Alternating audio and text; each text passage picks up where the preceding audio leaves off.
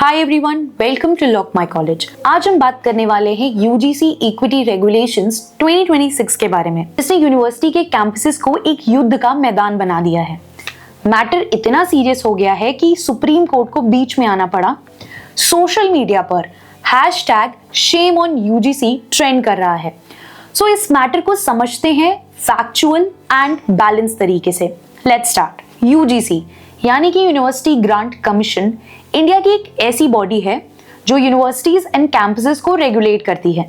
13 जनवरी 2026 को यूजीसी ने promotion of equity in higher education institutions regulations 2026 के न्यू रूल्स को नोटिफाई किया। इनका मेन ऑब्जेक्टिव था यूनिवर्सिटी कैंपसेस में कास्ट बेस्ड डिस्क्रिमिनेशंस को रोकना और एक स्ट्रक्चर्ड ग्रीवेंस रिड्रेसल मैकेनिज्म बनाना जिससे स्टूडेंट्स को तुरंत सोल्यूशन मिल सके। ये नए रूल्स हाल ही में हुए केसेस जैसे रोहित वेमुला और पायल ताडवी केसेस के रिस्पॉन्स में आए, क्योंकि इन केसेस ने कास्ट बेस्ड डिस्क्रिमिनेशन जो यूनिवर्सिटीज में होते हैं उनको एक नेशनल इशू बना दिया, नेशनल डिबेट बना दिया।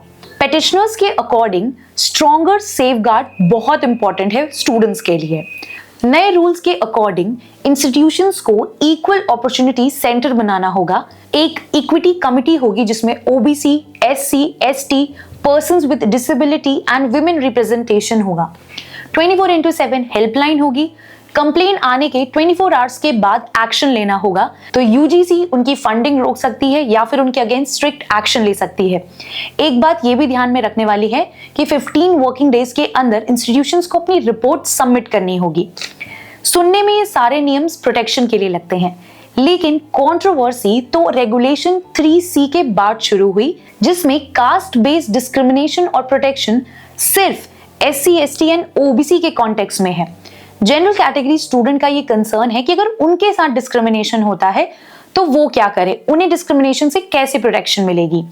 साथ ही उन्होंने अपना कंसर्न वेग टर्म्स जैसे इम्प्लिसिट बायस का मिसयूज किया जा सकता है ये बताया है, और उन्होंने ये भी बोला है कि अगर कोई स्टूडेंट उनके अगेंस्ट फॉल्स केस करता है तो उसके लिए भी कोई गाइडलाइन या सेफगार्ड नहीं है।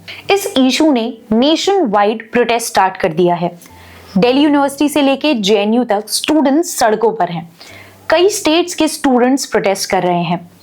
ये डिबेट बहुत ज्यादा इंटेंस हो चुकी है और अब ये डिबेट लीगल नहीं रही बल्कि पॉलिटिकल और इमोशनल हो चुकी है। दूसरी तरफ प्रो रेगुलेशन ग्रुप्स है जिनका कहना है कि कास्ट डिस्क्रिमिनेशन ग्राउंड रियलिटी है और काफी बार ये विजिबल नहीं होती। इस बात को डिनाई नहीं किया जा सकता।